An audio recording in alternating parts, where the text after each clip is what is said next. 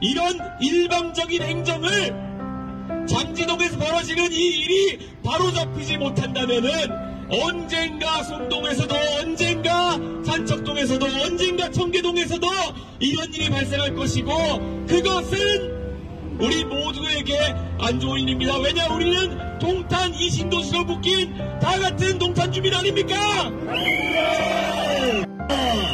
왜냐 이런 일방적인 행정을 장지동에서 벌어지는 이 일이 바로잡히지 못한다면은 언젠가 송동에서도 언젠가 산척동에서도 언젠가 청계동에서도 이런 일이 발생할 것이고 그것은 우리 모두에게 안 좋은 일입니다. 왜냐 우리는 동탄 이 신도시로 묶인 다 같은 동탄 주민 아닙니까? 왜냐 이런 일방적인 행정을 장지동에서 벌어지는 이 일이 바로잡히지 못한다면은 언젠가 송동에서도 언젠가 산척동에서도 언젠가 청계동에서도 이런 일이 발생할 것이고 그것은 우리 모두에게 안 좋은 일입니다. 왜냐 우리는 동탄 이 신도시로 묶인 다 같은 동탄 주민 아닙니까? 뭐 늦게나마 축하드리겠습니다. 예, 감사합니다. 예. 4.10 총선 22대 총선에서 개혁신당을 이제 창당을 해서 네. 3개의 의석을 이제 확보하셨고 원내 4당으로 이제 진입을 하셨지 않습니까? 맞습니다. 개인적으로는 이제 화성시 을에서 거기에 이제 동탄 신도시 예, 동탄 이신도시 지역이지 않습니까? 예. 그때 했던 말씀이 기억이 나요. 저는 그 당시에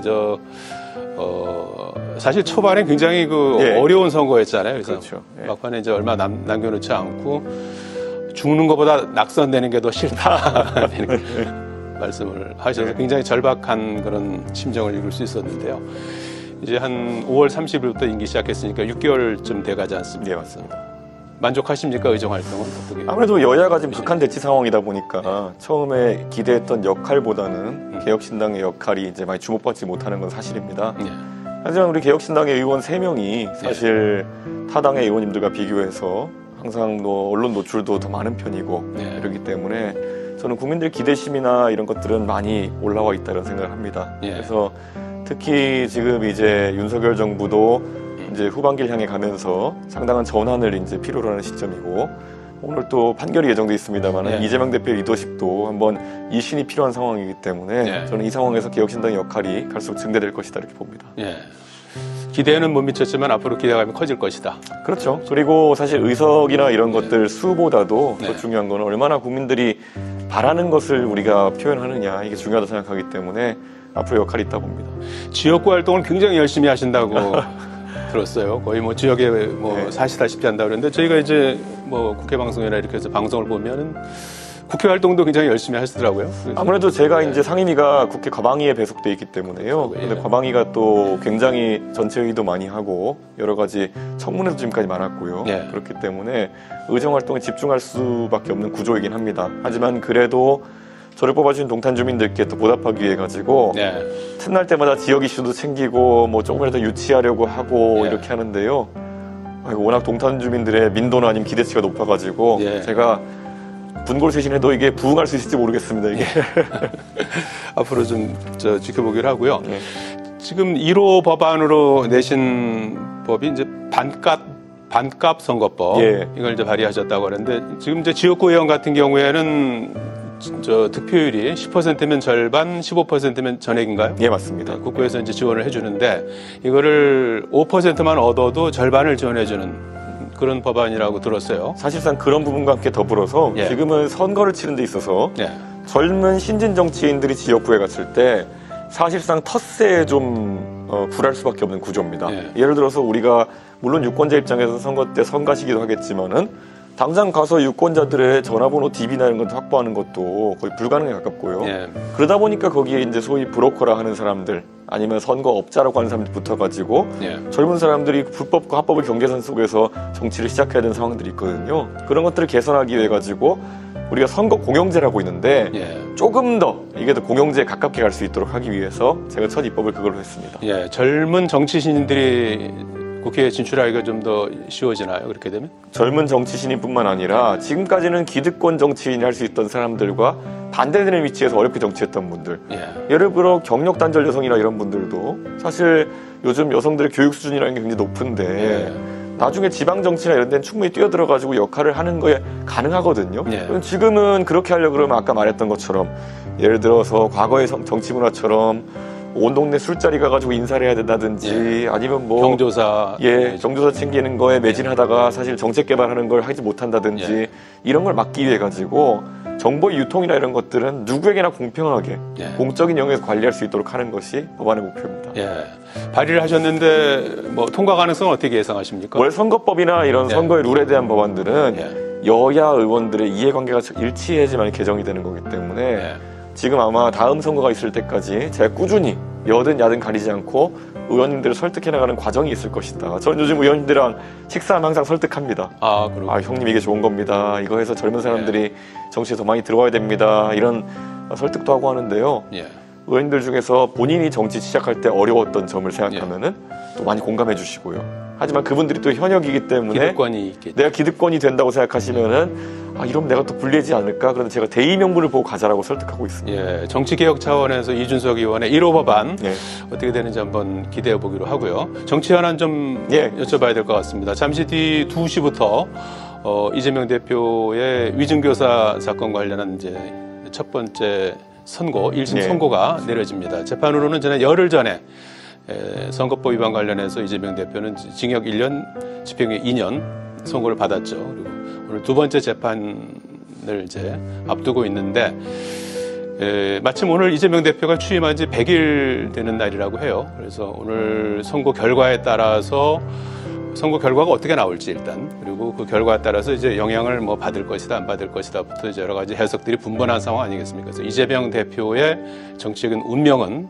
어떻게 달라질 걸로 이렇게 보시는지요? 우선 이재명 대표님이 또 동료 의원이기도 하기 때문에 섣불리였던 제가 법률가도 아닌 이상 예측을 이렇게 남발하면 안 될 것 같긴 한데요. 솔직히 말하면은 결과적으로 첫 번째 이제 선거법 재판의 1심 결과는 정치권 여의도 전반에서 예측하는 것보다 훨씬 중형이 선고됐습니다. 그렇기 때문에 이게 지금까지 민주당이 사실 그 투쟁하는 과정 속에서 뭐 검찰과의 긴장 관계는 잘 알지 않습니까? 그래서 검찰에 대해 가지고 이렇게 지적을 하고 뭐 시위하고 이런 것들이 사법부 입장에서 좀 압박으로 받아들인 것 같습니다. 두 주체가 다르지만은 이 잘못된 기소다 이런 식으로 계속 몰아가니까 결국 사법부에도 압력이 들어오는 것 같은 느낌이다 보니 그런 부분이 좀 안 좋게 작용하지 않았나 그런 생각이 들고요. 물론 이제 그 재판도 2심부터는 이재명 대표도 형량을 다투는 것에 좀 더 적극적으로 나서야 될 걸로 보입니다. 그런데 지금 이 위증교사 재판이라고 하는 것도 저는 사실 법리적 방어보다는 오히려 정치적 방어를 민주당이 우선시해왔던 것 같기 때문에 사법부의 시선은 곱지는 않을 것이다. 전 그런 생각을 하게 돼가지고 저는 좀 민주당이 이제 좀 국회 책임 있는 일원으로서 앞으로 이런 사법적인 리스크를 정치적으로 풀어나가려는 노력은 좀 그만해야 되는 것이 아닌가 그런 이야기를 하고 싶습니다. 다만 이제 이재명 대표의 지지층이라고 하는 분들은 지금까지 뭐 거의 몇 년간 이재명 대표의 그런 대선 도전을 위해서 똘똘 뭉쳐서 달려온 집단이기 때문에 바로 어떤 상태 전환이 있지는 않을 것이다. 이렇게 해가지고 저는 민주당 내에서 다소 불안한 현상 유지가 일어나지 않을까. 저는 그런 생각을 하게 돼 있습니다. 불안한 현상 유지가 될 것 같다. 표면적으로는 뭐 그냥 또 현행대로 굴러가더라도 말이죠. 그렇죠. 사실 이재명 대표가 지금 본인의 어쨌든 당에 대한 장악력이나 이런 것들을 계속 유지하려고 할 텐데 사실 지금 국민의힘도 지금 최근에 한동훈 대표 리더십 많이 흔들리고 있고 이런 상황 속에서 민주당에서도 지켜보자는 여론이 좀 우세해지지 않을까 그런 생각입니다. 잠시 뒤에 있을 재판 결과 한번 살펴보기로 하고요. 지금 정치권의 또 큰 이슈 중에 하나가 명태균 씨 사건 아니겠습니까? 명태균 게이트 이렇게 이제 불리기도 하고 당시에 뭐 김영선 전 의원 공천과 관련해서 윤석열 대통령 부부의 이제 공천 개입, 선거 개입 의혹으로 이렇게 시작됐던 것이 지금 뭐 다양한 가지로 이렇게 이제 퍼져나가면서 뭐 종잡을 수가 없을 정도로 이게 어디로 향하는 건지 이것도 알 수가 없을 정도로 지금 흘러가고 있는 그런 상황이겠습니다. 그런데 얼마 전에 윤석 의원께서 14일이었나요? 남미 G20 국회의장 회의 거기 이제 우은식 의장 함께 같이 이제 갖다 들어오시면서 작심 발언을 한 게 한번 크게 논란이 좀 됐었어요. 물론 이제 구체적으로 밝히지 않았지만 결과적으로 이제 포항시장하고 강서구청장 선거에 윤석열 대통령이 개입했다는 의혹을 이제 제기한 거고, 또 하나는 이제 엊그저께 라디오 인터뷰에서 하신 말씀, 윤석열 대통령이 명태균 씨 말은 참 잘 듣는, 다른 사람 말은 잘 안 들어도 그런 취지의 발언을 했거든요. 그래서 그 의도가 무엇일까 이런 궁금증을 낳았어요. 아무래도 처음에 이제 이 사건이 불거졌을 때 나왔던 방향과 다르게 중간에 이제 사실 좀 특이한 사람들이 끼면서 이것을 온통 다른 데로 이제 시선을 분산시키려는 노력들이 진행되어 왔습니다. 그래가지고 특히 그 중에 한 갈래가 제가 그때 당대표를 하고 있었던 이유만으로, 그런 이유 때문에 또 개혁신당이나 저에게 또 그런 화살을 돌리려는 그런 분들이 있었어요. 근데 그분들이 보통 소위 한동훈 대표랑 가까운 친한계라고 하는 분들, 또는 사실 여권과 아주 가까운 것으로 알려져 있는 변호사라든지 이런 분들이 상황도 모르고 자꾸 달려들어가지고 그런 얘기하기 때문에 사실상의 그분들에 대한 경고의 의사가 좀 있었던 겁니다. 사실 지금 검찰도 수사를 해가지고 이 부분에 대해서 명명백백히 밝혀가지고 국민들에게 알려야 되는 상황인데, 그 변호사라고 그 피의자를 변호하러 가신 분이 밖에 나와서 수사 내용을 다 흘리고, 근데 그 수사 내용도 보면은 좀 어느 정도는 과장 또는 왜곡해서 흘리는 정황이 있다 보니까 이게 굉장히 혼탁해지는 상황이 온 겁니다. 그래가지고 이런 부분에 대해 가지고 그분이 어떤 의도를 가지고 하는지는 모르겠지만은, 만약 이런 식으로 아무 말이나 흘리기 이렇게 가면은 제가 그때 당대표였고, 그때 제가 공천 과정 전반에 대해 가지고 제가 알고 있는 것도 있고 모르는 것도 있겠지만은, 알고 있는 것에 대해서도 저는 제가 그래도 사실 제가 당대표의 직무를 수행하면서 취득한 비밀이나 이런 것들에 대해 가지고는 저 공개하지 않는 것이 예의라고 생각해가지고 제가 얼마나 억울한 일을 당해가지고 그 당에 쫓겨났음에도 불구하고 지금까지 함구하고 있었던 건데 오히려 후한무치하게 화살을 저에게 돌린다? 그럼 저도 제 방어를 위해 얘기할 수밖에 없는 거 아니냐, 이런 취지로 이제 이야기하는 것인데요. 저는 그런 아주 후한무치한 시도들에 대해 가지고는 국민들이 이미 알 것이다. 그 변호사 한 분이 지금 이제 해촉된 다음부터 얼마나 이제 대한민국 정치권이 좀 조용해졌습니까? 이 문제에 대해 가지고. 저는 이럴수록 오히려 이제 실체적 진술에 접근하는 것이 가능해질 것이다. 저는 이번에 참 초기에 있었던 그 혼란이라고 하는 것은 저는 참 믿기지가 않는 혼란이었다고 생각합니다.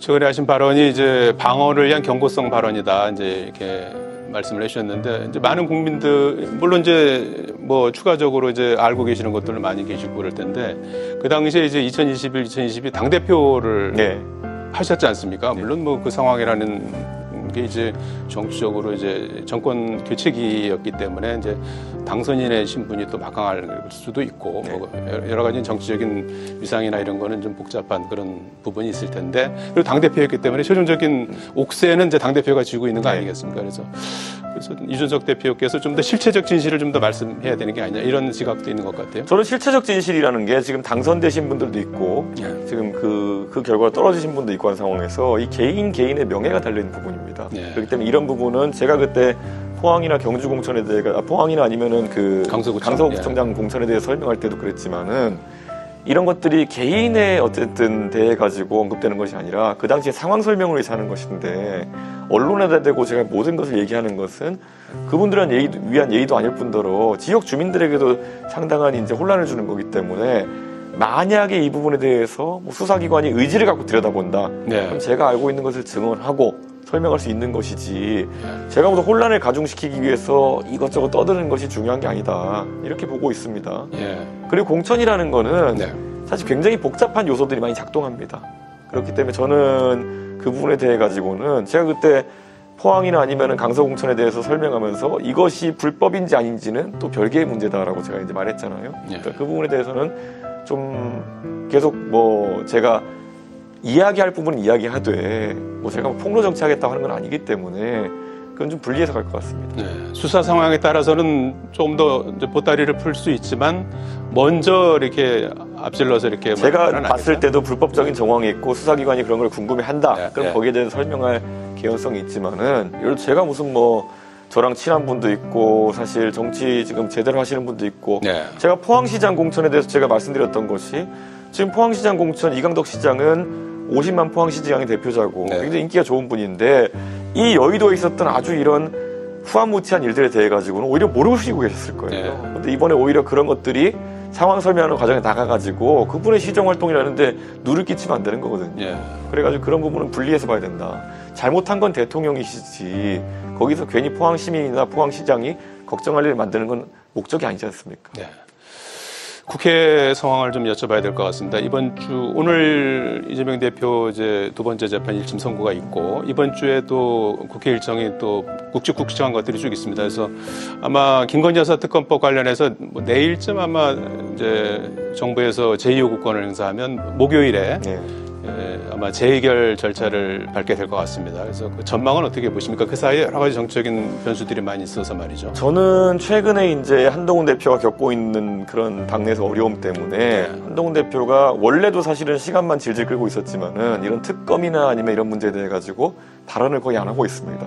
지금 화살을 이제 다른 곳으로 돌리고 있는 상황인데 저는 그래서 큰 기대를 하지 않습니다. 국민의힘 의원들이 뭐 8명 가까이 소위 말해 이탈표가 나와가지고 이거 처리될 것이냐 그렇게 보지 않거든요. 오히려 한동훈 대표 입장에서는 그 표결이 끝난 다음에 본인에게 가해질 정치적 공격이나 이런 것들을 두려워하고 있을 상황이다. 그렇게 보기 때문에 뭐 저는 이제 한동훈 대표의 차별화라든지 아니면 새로운 시도라든지 이런 것들도 없을 것이다.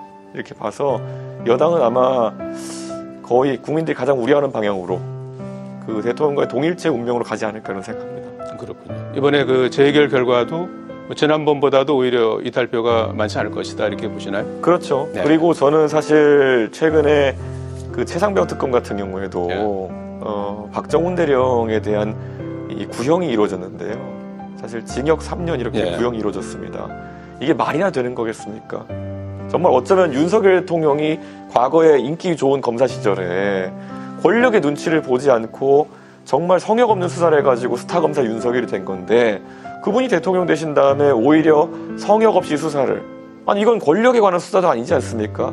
결국 한 해병대원의 억울한 죽음에 대한 수사인데 이걸 하는 것을 막아세우고 경로한 다음에 오히려 제대로 수사하려고 했던 박정훈 대령을 중형을 구형하다니요. 저는 이거는 윤석열 대통령의 상징 자본이 다 무너지는 구형이거든요. 저는 이런 부분에 대해서도 사실 국회에서 바로잡기 위한 특검이나 이런 것들이 꼭 시작돼야 되는데 국정조사를 준비하고 있죠. 그렇죠. 그런데 국정조사 여야가 합의해야지 원래 진행되는 건데 오죽 우원식 의장님께서 지금 이 상황이 불합리적이라고 생각하셨으면은 고심 끝에 이제 단독 국조를 하자고 하시겠습니까? 저는 이거는 너무나도 지금 안타까운 상황이라고 봅니다. 마지막 질문이 될 것 같습니다. 국민의힘 당원 게시판 논란. 윤석 의원께서도 종종 또 참전하고 계시더라고요.